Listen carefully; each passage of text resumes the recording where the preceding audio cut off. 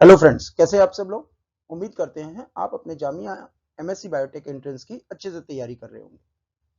हमने 2023 को पूरी तरह से सॉल्व करके दो वीडियो में ऑलरेडी अपलोड कर रखा है। 2022 का पेपर आधा अपलोडेड ऑलरेडी है। रेस्ट सेकेंड पार्ट जो है वो इस वीडियो में हम कवर करेंगे। एमएससी बायोटेक एंट्रेंस जामिया के अंदर प्रीवियस ईयर क्वेश्चन रिपीट होते हैं, इसलिए प्लीज आपसे रिक्वेस्ट है एक बार जरूर देख के जाइएगा। चलो शुरू करते हैं।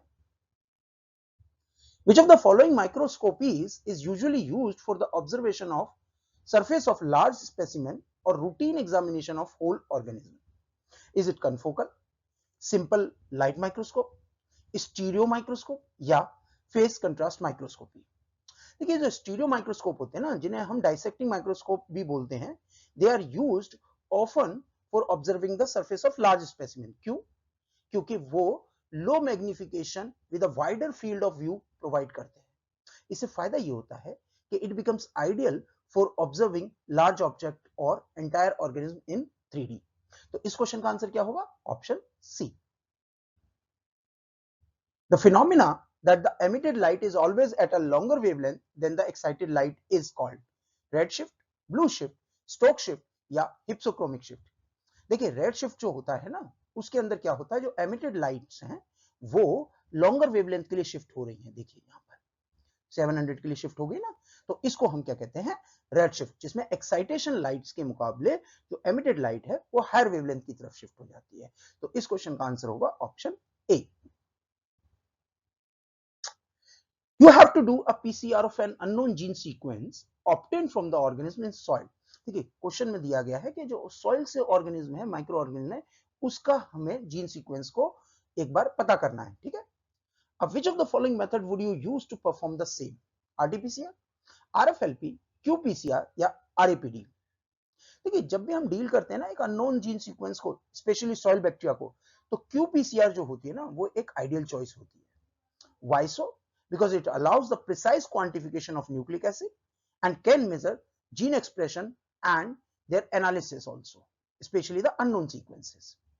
RT-PCR जो होती है वो डीएनए एम्प्लीफिकेशन के लिए यूज होती है आरएनए सैंपल से, जबकि RFLP it's a good for genetic variation studies.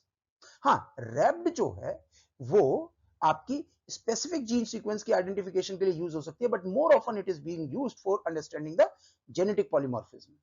तो out of available option qPCR would be the more appropriate choice. Okay, तो इस क्वेश्चन का आंसर होगा option C. In plant cells the vacuole, it contains air and lack membranes, it contains water and excretory substance but lack membranes, it contains storage protein and lipids and have membrane, it contains water and excretory substance and has membrane।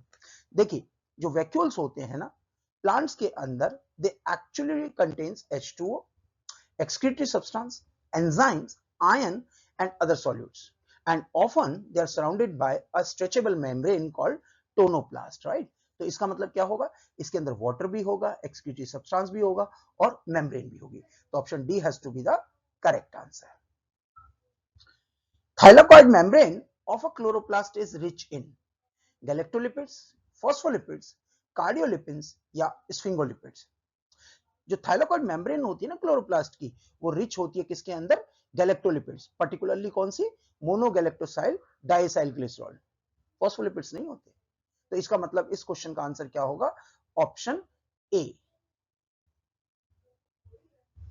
The rate of osmosis across a cell membrane depends upon which of the following? Intracellular solute concentration, extracellular solute concentration, polarity of the solutes or molecular weight of the solutes or the presence of aquaporins। देखिए, concentration of the solute जो होता है ना present in the solvent, both inside हो या outside हो, दोनों ही determine करते हैं ऑस्मोसिस रेट को, but polarity of the solute do not influence the osmolarity. Actually it is the concentration gradient जो इंपॉर्टेंट है, ना कि पोलैरिटी या मॉलिक्यूलर वेट। हाँ, presence of aquaporin they improve the osmosis because water movement कराते हैं। तो इसका मतलब इंट्रासेल्युलर सॉल्यूट कंसंट्रेशन भी रेट को डिफाइन कर सकता है, एक्स्ट्रासेल्युलर जो सॉल्यूट कंसंट्रेशन है वो भी डिफाइन कर सकती है, एंड presence of aquaporin। यानी 1, 2 and 5th option A has to be the correct answer। Which cell organelle is involve in apoptosis? That very easy. देखिए माइटोकॉन्ड्रिया जो होता है ना, it is primarily involve in apoptosis. Actually, it releases certain proteins like cytochrome C, which initiate the apoptotic cascade and activate various pathways leading to the cell death. तो इसका मतलब programme cell death कराने के लिए हमारा कौन responsible है? आपका mitochondria. Option D has to be the correct answer. Capillary hydrostatic pressure during filtration is built in the glomerulus as size of the Bowman capsule is significantly large, and afferent arteriole is narrower compared to efferent, Bowman capsule is cup shaped, या an efferent arteriole is narrow compared to afferent। देखिए filtration जो glomerulus में होता है ना, it is driven by the capillary hydrostatic pressure. और ये कौन क्रिएट करता है? It is being created due to the difference in the sizes of afferent and efferent arterioles.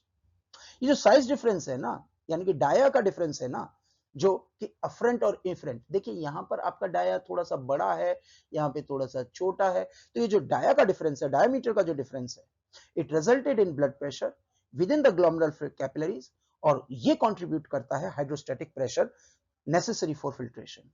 यानी कि एक इफरेंट आर्ट्रियोल जो कि नैरो होता है इन कंपैरिजन टू अफरेंट, ये एक्चुअली रिस्पॉन्सिबल होता है कैपिलरी हाइड्रोस्टैटिक प्रेशर के लिए। तो option D has to be the correct answer. Name the protein which holds the two sister chromatids together. Is it securin, saccharase, cohesin or APC? ये जो protein जो hold करता है ना दो सिस्टर क्रोमेटिड्स को टुगेदर, उसको हम बोलते हैं कोहेसिन, राइट? कौन सा प्रोटीन है ये? Cohesin, right? अब ये जो कोहेसिन है, it is a complex of protein that helps in the cohesion of two chromatids during cell division. और ये कब तक रहता है? जब तक के एनाफेज में सेंट्रोमियर का स्प्लिटिंग नहीं होता। Until then, the two chromatids remain cohesive together. तो इस क्वेश्चन का आंसर होगा option C. The phenomena of engulfing a pathogen by WBC is aided by cytological structures, namely phagocytosis and microtubules, pinocytosis and microtubules, phagocytosis and microfilaments, और exocytosis and microtubules। देखिए WBC जो होती है ना, specially neutrophils, the most abundant WBCs, monocytes या फिर tissue में जिनको हम मैक्रोफाजेस बोलते हैं, एंड डेंड्रिटिक सेल्स, ये तीनों डिफेंड करती हैं हमारी बॉडी को by engulfing the pathogens, that means phagocytosis. अब during this process of phagocytosis क्या होता है? जो cytoskeleton structure, particularly microfilament like actin, they also involved. क्यों? क्योंकि they play a crucial role in dynamic shapes, cell shapes during phagocytosis, right? तो इस question का आंसर क्या होगा? Option C, that phagocytosis and microfilament both are involved in the phagocytosis process, right? तो option C has to be the correct answer. An epitope is, ये तो बहुत आसान है। एपिटोप क्या होते हैं? एपिटोप एंटीजेनिक डिटरमिनेंट्स होते हैं, राइट? एंटीजेनिक क्या होते हैं? डिटरमिनेंट्स होते हैं। और ये एंटीजेनिक डिटरमिनेंट्स किस पे प्रेजेंट होते हैं? एंटीजन पे। इनसे कौन बाइंड करती है? एंटीबॉडी। तो इस क्वेश्चन का आंसर होगा option D. A high BOD specify, BOD मतलब बायोलॉजिकल ऑक्सीजन डिमांड। देखिए बायोलॉजिकल ऑक्सीजन डिमांड क्यों हाई होगी? कौन करेगा ये डिमांड? ये डिमांड करेंगे हाई लेवल ऑफ माइक्रोब्स, किसके अंदर? वाटर के अंदर, जो कि किसका इंडिकेटर है? पॉल्यूशन का, हाई ऑर्गेनिक कंटेंट का वाटर के अंदर। और हाई ऑर्गेनिक कंटेंट जो है वो ब्रेक डाउन किया जाता है इन्हीं ऑर्गेनिज्म के द्वारा। इसका मतलब अगर बीओडी ज्यादा है किसी भी पानी की, इसके अंदर माइक्रोबियल पॉपुलेशन जो है वो बहुत ज्यादा है, माइक्रोबियल पॉल्यूशन कर रहा है वहां पे। तो इसीलिए इस क्वेश्चन का आंसर होगा ऑप्शन डी। जनरली इस तरह के पानी में क्या होता है? बीओडी का लेवल बहुत बहुत बहुत ज्यादा होता है, राइट? तो इसीलिए इस क्वेश्चन का आंसर होगा option D. Lincoln index method is used to measure population rate, population density, population size या पॉपुलेशन मोर्टेलिटी रेट। देखिए जो लिंकन इंडेक्स है, जिसको हम लिंकन पीटरसन मेथड भी बोलते हैं, ये एक स्टैटिस्टिकल मेजर है जो यूज किया जाता है to estimate the population size of an animal species in a given area. For example हम इस मेथड को यूज कर सकते हैं to estimate the population size of the tiger in South Asia. तो इस क्वेश्चन का आंसर क्या होगा? Option C, that population size को मेजर करने के लिए लिंकन इंडेक्स यूज होता है। The program BLAST मतलब Basic Local Alignment Search Tool. It works on the principle of dynamic programming, K-tuples, sequence similarity या फिर डॉट मैट्रिक्स. ये देखो ब्लास्ट जो होता है ना, it works on the principle of sequence similarity. क्या करता है ये? It search a query sequence against a database of non sequence. यानी कि ऑलरेडी अगर हमें किसी का सीक्वेंस पता है तो हम डेटाबेस में जितने भी सीक्वेंसेस हैं उनको हम पता करने की कोशिश करते हैं कि इससे कितनी सिमिलरिटी आ रही है. और once it is being found out, तो जो लोकल अलाइनमेंट रीजंस हैं जिसमें सिग्निफिकेंट सिमिलरिटी होती है उनको हम रिप्रेजेंट करते हैं. यही तो ब्लास्ट है. ठीक है, तो इस क्वेश्चन का आंसर होगा ऑप्शन सी. नीडलमैन वंश algorithm is used for global alignment, local alignment, multiple sequence alignment या डायनेमिक प्रोग्रामिंग. देखिए जो नीडलमैन वंश एल्गोरिथम होता है ना, it is mainly used for the global sequence alignment. Basically it is a dynamic programming algorithm जो कि क्या करता है, अलाइन करता है टू सीक्वेंसेस को. और वो सीक्वेंस क्या हो सकते हैं? जनरली डीएनए, आरएनए या प्रोटीन्स होते हैं. और उनको जो सीक्वेंस, हमें दो सीक्वेंस के बारे में हमें क्या करना होता है, सिमिलरिटी निकालनी होती है. और जब मैक्सिमम सिमिलरिटी होती है तो एक स्कोर रिपोर्ट होता है. जितनी ज्यादा सिमिलरिटी उतना ज्यादा स्कोर. और इसके दौरान हम जितने भी गैप्स हैं, मिसमैचेस हैं, उनको भी रिपोर्ट करते हैं. ठीक है. Basically goal is by using this Needleman-Wunsch tool is to find the best alignment. Local alignment क्या होता है? Local alignment is used to find local similarity within sequence, यानी एक ही सीक्वेंस के अंदर. और उसके लिए सबसे बढ़िया टूल है कौन सा? Smith Waterman algorithm. Multiple sequence alignment के लिए वी यूज क्लस्टल डब्ल्यू या मैफेट, जो कि यूज होता है to align more than two sequences. तो अब देखिए, multiple sequence alignment more than two, Clustal W उसके लिए यूज होगा. लोकल अलाइनमेंट के लिए स्मिथ वाटरमैन एल्गोरिथम, जिसमें local similarity within the sequence पता करी जाती है. जबकि निडल वंश एल्गोरिथम जो होता है वो ग्लोबल अलाइनमेंट के लिए यूज होता है. तो option A has to be the correct answer. Penicillin production occurs in which growth phase? Is it lag phase, log phase, stationary phase या फिर डेथ फेज? देखिए ड्यूरिंग स्टेशनरी फेज जो होता है ना, ये वाला, ये ड्यूरिंग स्टेशनरी फेज जिसमें माइक्रोबियल ग्रोथ जो होती है वो स्लो डाउन कर जाती है. Metabolic activity of the microorganism it shift towards the production of secondary metabolites. तो होता क्या है, ग्रोथ आपकी माइक्रोब्स की नैरो डाउन हो गई. माइक्रोब जो है प्राइमरी मेटाबोलाइट्स के बजाय अब सेकेंडरी मेटाबोलाइट्स प्रोड्यूस करेंगे. और पेनिसिलिन भी क्या है, एक सेकेंडरी मेटाबोलाइट्स है. तो बेसिकली पेनिसिलिन प्रोडक्शन किस में होगी? During the stationary phase. Option C has to be the correct answer. Identify the polychromatic stain among the following option: crystal violet, Giemsa, Coomassie brilliant blue या acridine orange. पहले समझिए polychromatic stand होता क्या है. ये एक तरह का डिफरेंशियल स्टेनिंग मेथड है. एक स्टेन जो है डिफरेंस करेगा रेस्ट ऑफ द ऑब्जर्वेशंस को. फॉर एग्जांपल जिम्सा स्टेन जो है एक डिफरेंशियल स्टेन है. इयोसिन, मिथिलिन ब्लू और अजूरे से मिलके बनता है ये. अब इसमें होता क्या है जरा समझिएगा. Basically it is a multiple stain which is used for blood cells या स्मीयर्स के लिए. और क्या काम करने के लिए? To identify different types of blood cells और पैरासाइट्स. राइट. अब जरा देखिए इस सिनारियो में, आप देखिए कुछ आपको पिंक सेल्स दिख रही हैं और कुछ आपको सम ब्लू या पर्पल सेल्स दिख रही है स्कैटर्ड अराउंड. ये जो पिंक सेल्स है ना, ये मैच्योर आरबीसी हैं जो कि जिम्सा से स्टेन हुई हैं. जबकि जो ब्लू हैं वो इमेच्योर रेटिकुलोसाइट्स हैं जिनकी प्रेजेंस ये बता रही है कि बोन मैरो एक्टिवली रिलीज कर रही है कैसे, कौन सी, नई आरबीसी को. ठीक है, हो गया ना दोनों में डिफरेंस. एक मैच्योर आरबीसी और एक न्यूली फॉर्म्ड आरबीसी. यही काम होता है पॉलीक्रोमेटिक या डिफरेंशियल स्टेन का. हाँ, एक्रिडिन ऑरेंज भी ये काम कर सकती है, but it is a fluorescent dye जो कि सिलेक्टिव होती है डीएनए के लिए, जो कि ग्रीन निकलता है एट 520. रेड होता है सिंगल स्टैंडर्ड डीएनए या आरएनए के लिए एट 650. तो अगर आप फ्लोरोसेंट स्टेन अगर पूछ रहे हैं तो acridine orange could be an answer. But polychromatic stain generally हम मानते हैं कि लाइट माइक्रोस्कोप के अंदर जो यूज होते हैं, तो उसके लिए तो आंसर हो जाएगा option B, that is Giemsa. What is idiophase? Is it phase at which metabolism is quiescent? Is it a phase at which primary metabolites are produced? Phase at which the secondary metabolites are produced?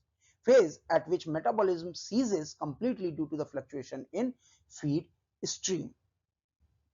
देखिए ईडियो phase जो होता है ना, अभी हमने stationary phase पढ़ा था ना, उसी को हम क्या कहते हैं, ईडियो फेज भी। ईडियो फेज में बेसिकली क्या होता है, ये वो फेज होता है माइक्रोबियल फर्मेंटेशन में जहां पे कि सेकेंडरी मेटाबोलाइट्स प्रोड्यूस होते हैं। अब भी हमने जस्ट पहले थोड़ी देर पहले पढ़ा था।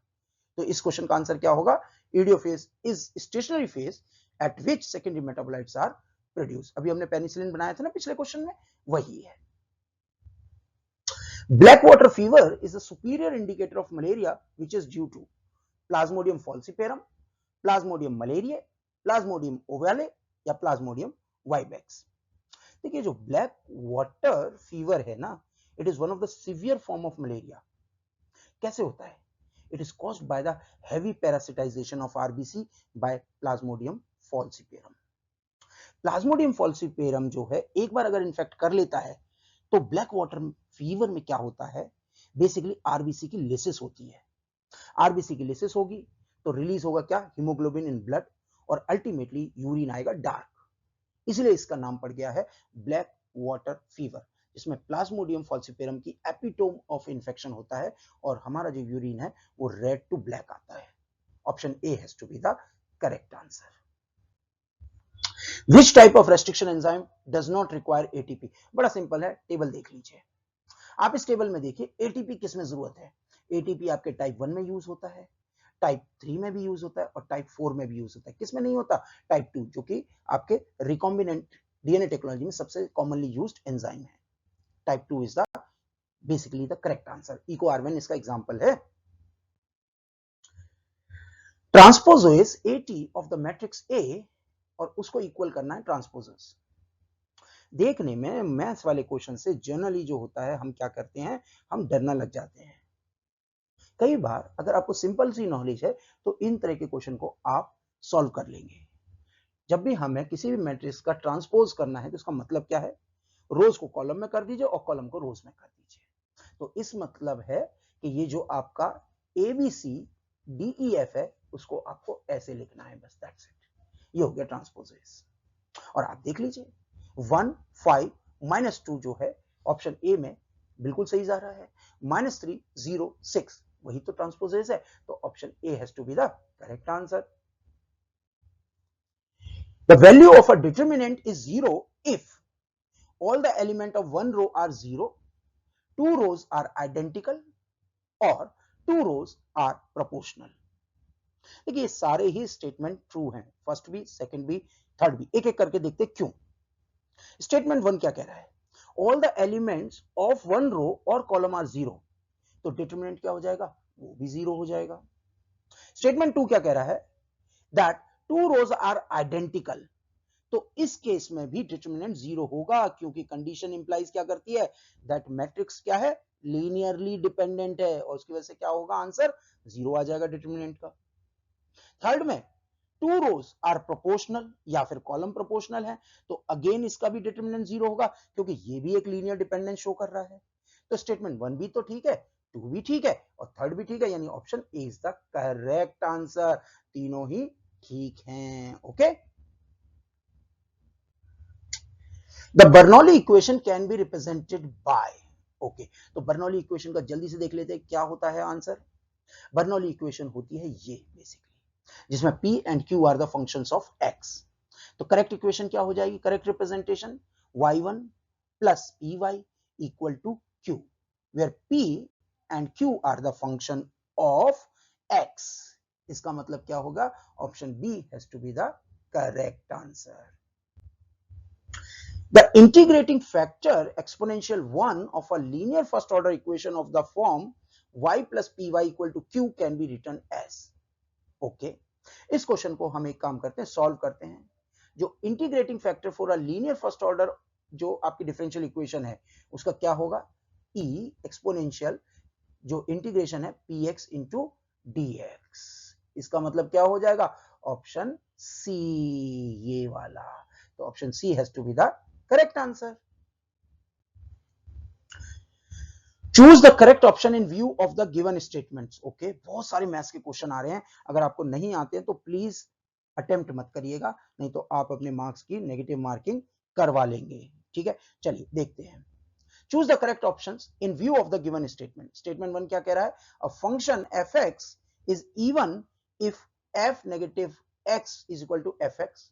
स्टेटमेंट 2 क्या कह रहा है कि a function fx is odd if f negative x equal to minus function into x।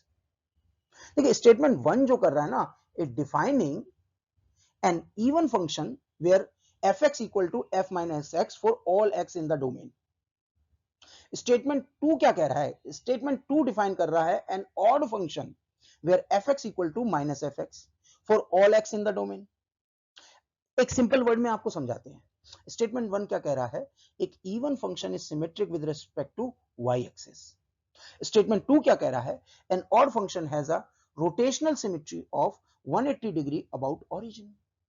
इसका मतलब क्या हुआ कि अगर स्टेटमेंट 1 ट्रू है तो स्टेटमेंट 2 भी क्या है? ट्रू है। तो both statements are true. Option C is the correct answer. The general solution of differential equation xy raised to the power 1 is equal to y containing an arbitrary constant y is equal to cx, y is equal to half cx, y is equal to minus cx या y is equal to minus half cx। देखिए इस question को हमने यहाँ पे solve कर रखा है। आप देखिए पहले इसका डिफरेंशियल को सॉल्व करिए, उससे जो भी आंसर आता है उसको जब आप सॉल्व करेंगे तो उसका आंसर होगा y is equal to cx। अगर आपको इस क्वेश्चन को सॉल्व करने में कोई दिक्कत आती है तो आप हमें कमेंट में लिख सकते हैं, अदरवाइज हमने उस पूरे क्वेश्चन को यहाँ पे सॉल्व कर रखा है। तो आंसर क्या होगा इस क्वेश्चन का? Option A. Now the arithmetic mean of the given data, numbers दे रखे हैं, फ्रीक्वेंसी दे रखी है, ऐसे क्वेश्चन को कैसे सॉल्व करेंगे? इन क्वेश्चन को सॉल्व करने के लिए पहले हमें क्या करना पड़ेगा? मल्टीप्लाई करने पड़ेगा ईच नंबर को उसकी करस्पॉन्डिंग फ्रीक्वेंसी से, कितनी बार वो रिपीट हुआ है। तो आप देखिए 8 को हमने 5 से मल्टीप्लाई किया है, 10 को 8 से, 15 को 8 से, 20 को 4 से, और जब ये जो नंबर आएंगे इनका सम करेंगे तो आंसर आएगा 320। अब जितनी भी फ्रीक्वेंसीज आई हैं ये इन सबको टोटल कर दीजिए, आंसर आएगा 25। 320 को 25 से डिवाइड कर दीजिए, आंसर आएगा 12.5 which is the arithmetic mean. तो इस क्वेश्चन का आंसर होगा option C. The median and mode of a given data is. देखिए मोड क्या होता है पहले उसको समझते हैं। मोड होता है कोई भी नंबर कितनी बार रिपीट हुआ है।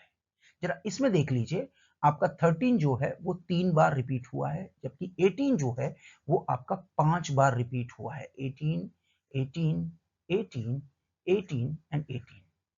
तो जो भी नंबर आपके गिवन डेटा सेट में सबसे ज्यादा बार रिपीट होता है वो होता है आपका मोड। तो मोड का आंसर होगा 18, यानी आंसर तो आपका फर्स्ट ही होना है। चलिए इसको आगे सॉल्व करें। अब मीडियन निकालने के लिए आप इनको अरेंज कर लीजिए इंक्रीजिंग ऑर्डर में, जैसे हमने यहां पर किया है।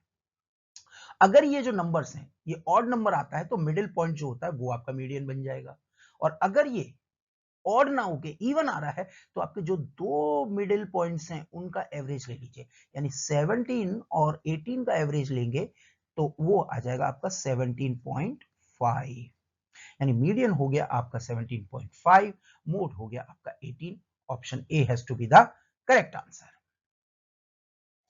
The standard deviation of a given data is. Standard deviation कैसे निकालते हैं? स्टैंडर्ड डेविएशन निकालने के लिए आपको क्या करना पड़ेगा? पहले मीन निकाल लीजिए, उसका डिफरेंस निकाल लीजिए ईच डेटा पॉइंट और मीन का, जो डेटा पॉइंट आए हैं उनका स्क्वायर करिए और फिर उनका मीन निकालिए, और देन फाइनली स्क्वायर रूट निकाल लीजिए। एक बार करके देख लेते हैं। देखिए हमने क्या किया है, पहले मीन निकाला है, उसके बाद उनके डिफरेंसेस निकाले हैं, डिफरेंसेस को स्क्वायर किया है और उनका मीन निकाला है, और जो भी आंसर आया उसका स्क्वायर रूट निकाल दिया। आंसर आ रहा है 2। That means option B has to be the correct answer. Correlation coefficient ranges from. Correlation coefficient जो है वो कहां से कहां रेंज करते हैं, उससे पहले आप समझिए कोरिलेशन कोफिशिएंट होते क्या है। अगर आपका डेटा पॉइंट्स जो है, जो मिडिल लाइंस है, उस पे सारे पॉइंट्स उस पे कोइंसाइड कर रहे हैं, कोलिनियर हैं, तो आपके इस जगह पे कोरिलेशन कोफिशिएंट यानी आर स्क्वायर की वैल्यू हो जाएगी, वो हो जाएगी +1। और अगर डाउनफॉल पे आपके सारे पॉइंट्स आ रहे हैं तो उसकी वैल्यू हो जाएगी -1। तो रेंज हो जाएगी -1 से +1। इसमें आपका जो भी मिडिल पॉइंट होगा उस पर कोई भी पॉइंट आपका कोइंसाइड नहीं कर रहा, इसीलिए उसमें 0 कोरिलेशन है। तो रेंज क्या हो जाएगी? -1 मिनिमम और +1 maximum, option C. What will be the charge of the protein having pH less than its pi value? चलो कैसे भी करके तो हमारे बायोलॉजी के क्वेश्चन शुरू हुए। देखिए पीआई क्या होता है? पीआई वो पीएच होता है जिसपे के प्रोटीन्स के ऊपर positive and negative charge equal होते हैं। ट्रिक आपको बता रहे हैं, अगर कोई भी प्रोटीन को आप हायर देन पीआई रखोगे तो उस पर नेगेटिव चार्ज होगा, और अगर उसको लो पीएच पे रखेंगे तो उस पर पॉजिटिव चार्ज होगा। अगर आपको इस क्वेश्चन को सॉल्व करने में डिफिकल्टी होती है तो आप एक ट्रिक कर सकते हैं। जब भी आप हायर पीएच पे रखते हैं तो हायर पीएच को हम बेसिक कंडीशन में कहते हैं OH से रिप्रेजेंट करते हैं। OH पे कैसा चार्ज होता है? नेगेटिव। और लो पीएच को हम किससे रिप्रेजेंट करते हैं? पॉजिटिव आयन से, प्रोटॉन से। उस पे कैसा चार्ज होता है? पॉजिटिव। हो गया सॉल्व क्वेश्चन। तो जब भी किसी प्रोटीन को जिसका पीआई जो है उसे लेस पीएच पे रखेंगे, देन उस पे कैसा चार्ज होगा? उस पे चार्ज होगा आपका positive. Option A is the correct answer. Succinate dehydrogenase converts succinate to fumarate. Which one of the following is true when the competitive inhibitor malonate is added to the reaction mixture? Competitive inhibitor की बात हो रही है, और जब भी competitive inhibitor होते हैं तो वो क्या करते हैं? वो सबस्ट्रेट के साथ किसी भी एंजाइम की एक्टिव साइट के लिए कॉम्पिटिट करते हैं, और जब भी ऐसा होगा, कॉम्पिटिटिव इनिबिटर होगा, तो Km की वैल्यू जो है वो बढ़ जाएगी, जबकि Vmax रिमेन अनअफेक्टेड। इसका मतलब Km will increase while Vmax remain same. Option C has to be the correct answer.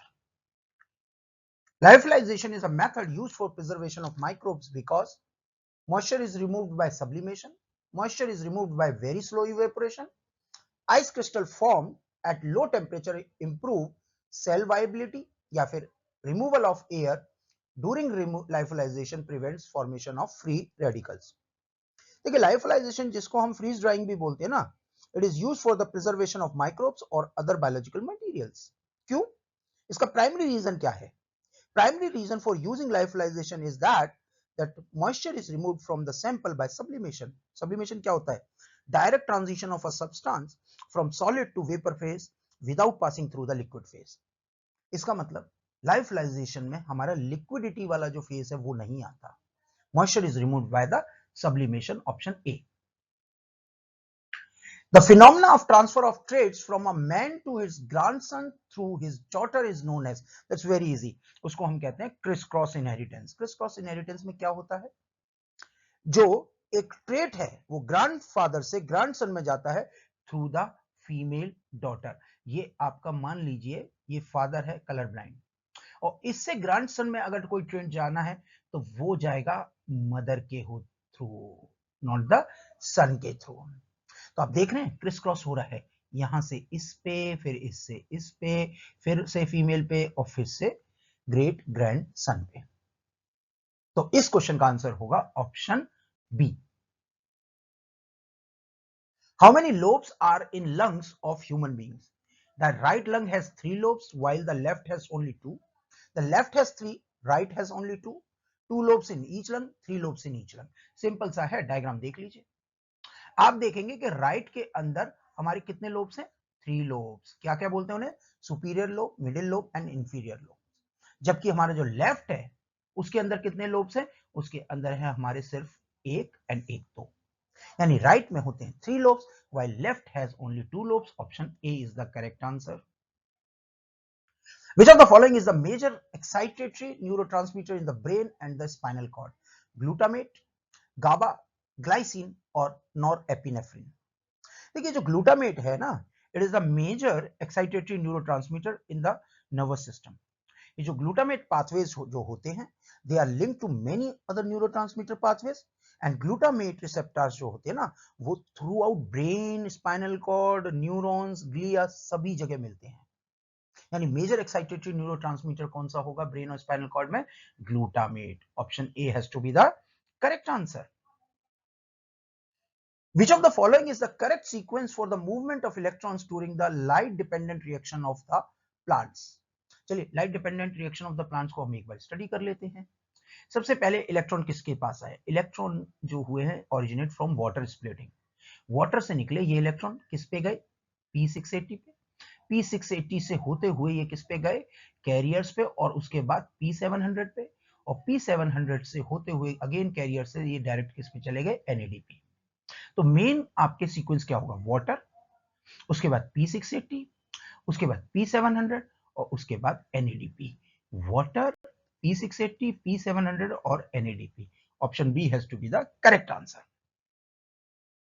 Which of the following operates at an important intersection of carbon and nitrogen metabolism? That's very easy.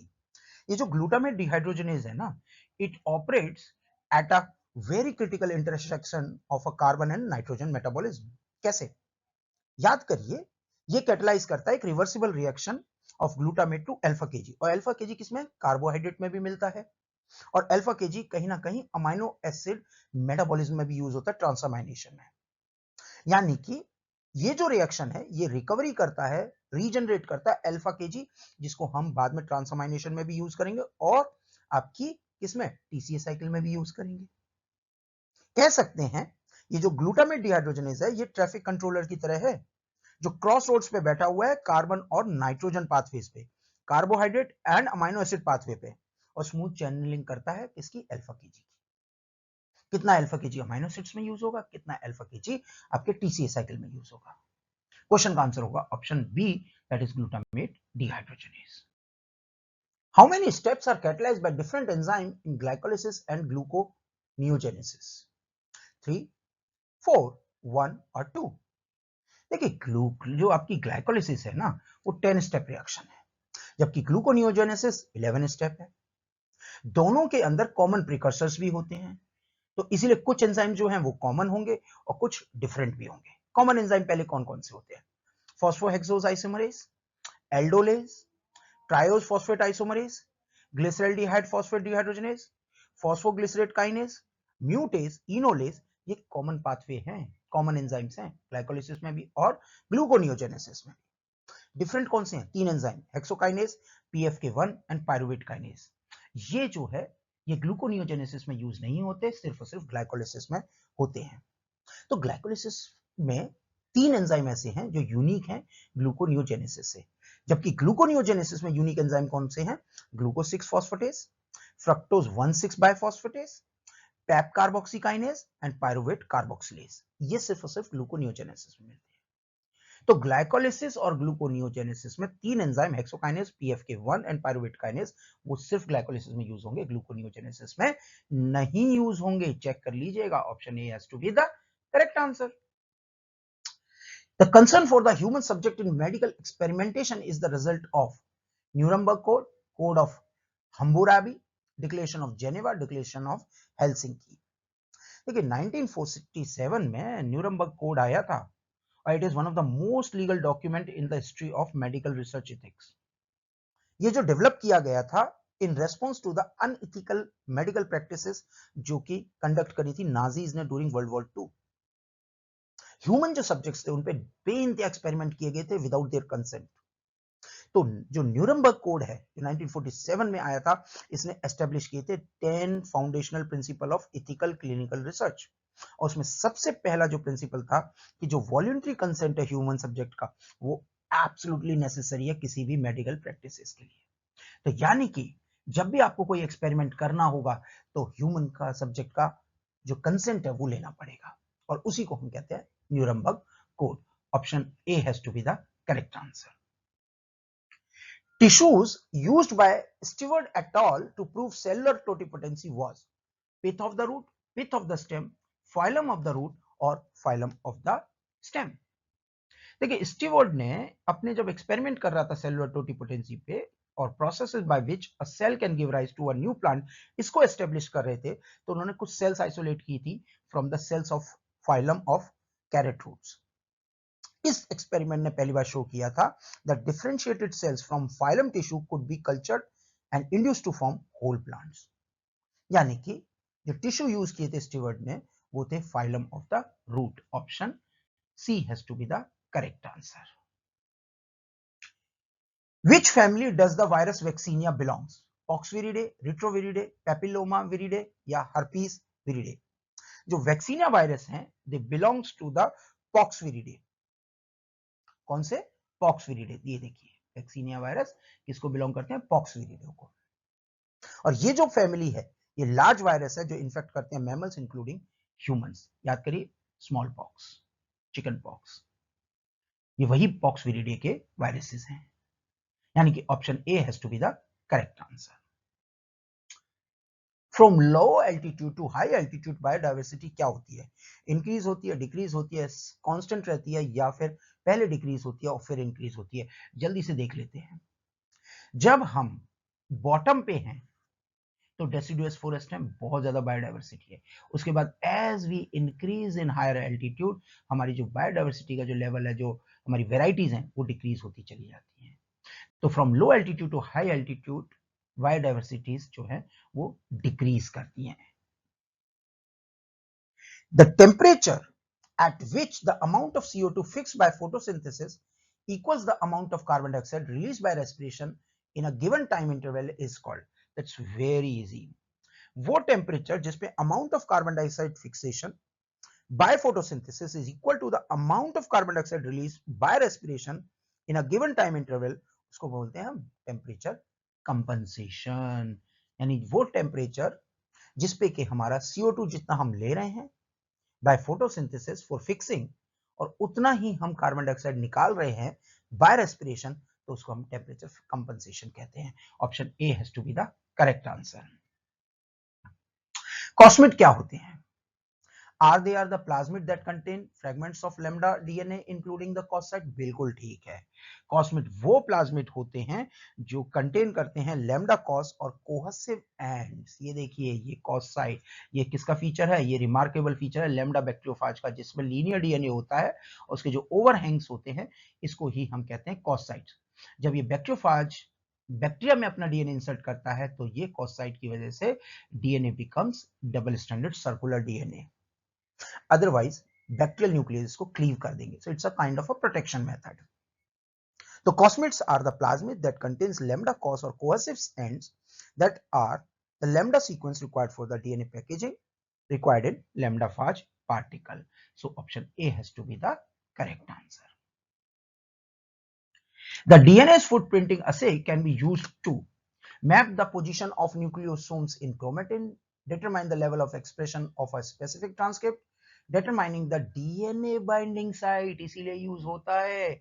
अगर आपको ये पता करना है कि जो transcription factor है वो डीएनए में किस जगह पे बाइंड कर रहा है, तो आप करिए डीएनए फुटप्रिंटिंग। ये टेक्निक को अच्छे से पढ़ लीजिएगा, समझ लीजिएगा। इसको ऐसे एग्जांपल से समझते हैं कि हम जानते हैं कि टाटा बॉक्स जो होता है उस पर आरएनए पॉलीमरेज बैठता है, राइट? It's a promoter. हमें कैसे पता लगा कि टाटा सीक्वेंस क्या है, टाटा का बेसिक सीक्वेंस क्या है? DNA footprinting can be used for that kind of a thing. यानी कि प्रमोटर के सीक्वेंस क्या है, ऑपरेटर के सीक्वेंसेस क्या हैं, जिसपे भी ऐसा डीएनए सीक्वेंस जिसपे कोई प्रोटीन इंटरेक्ट करता हो, उसका एग्जैक्ट सीक्वेंस का है क्या है, उसको हम डीएनए फुटप्रिंटिंग से निकाल सकते हैं। तो option C has to be the correct answer. Biodiesels are produced by transesterification, fermentation, high pressure oxidation या फिर एस्टरिफिकेशन। देखिए, जो बायोडीजल है it is a fuel comprised of mono alkyl ester, किसके? लॉन्ग चेन फैटी एसिड, जो किससे derive होती है? ट्रांसएस्टरिफिकेशन ऑफ वेजिटेबल और एनिमल फैट्स, B100 भी बोलते हैं। तो biodiesel is produced by the which reaction? Transesterification. Hybridization between species followed by polyploidy और chromosome doubling is known as. देखिए, जीनोम एलोपॉलीप्लॉइडी जो होती है ना, वो स्टेट होती है जिसके अंदर two or more distinct genome are brought together through hybridization between two or more species. उसके बाद हम क्रोमोसोम्स को डबल कर देते हैं रिजल्टिंग हाइब्रिड का। उस कॉन्सेप्ट को हम कहते हैं एलोपॉलीप्लॉइडी। तो इस क्वेश्चन का आंसर होगा क्या? Option A. In most succulent plants CO2 is fixed by the activity of। Succulent plants में जो CO2 है उसकी एक्टिविटी को कौन फिक्स करता है? जल्दी से देखिए, आपका पेप कार्बोक्सिलेज। कौन फिक्स करता है? ये जो कार्बोक्सिलेशन है ये कौन करता है? पेप कार्बोक्सिलेज, जो किसमें मिलता है? आपके मीजोफिल सेल्स में। तो इस क्वेश्चन का आंसर क्या होगा? Option A. Which deficiency of the immune system was first disorder treated with gene therapy? Definitely it has to be adenosine deaminase. The girl was Shanti De Silva, a Sri Lankan girl who was suffering from this disease, और she was the first case, successful case, जिसमें कि आशी या अशांति डिसिल्वा को ADA deficiency, जो कि आपके प्यूरिन मेटाबॉलिज्म, कौन सा, प्यूरिन के सैल्वेज पाथवे में जो एंजाइम है एडिनोसिन डीअमीनेज, उसको ट्रीट किया गया था सक्सेसफुली थ्रू जीन थेरेपी। तो इस क्वेश्चन का आंसर होगा ऑप्शन ए।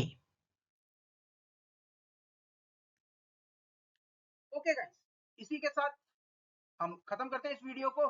देखिए, हम आपके साथ, आपके लिए हमेशा खड़े रहेंगे। प्लीज सब्सक्राइब करिएगा, फ्री है, आपको कुछ नहीं करना है, सिर्फ एक सब्सक्राइब का बटन दबा दीजिए और hit the bell icon, comment करिए भर भर के। मिलते हैं अगले वीडियो में। Thank you very much.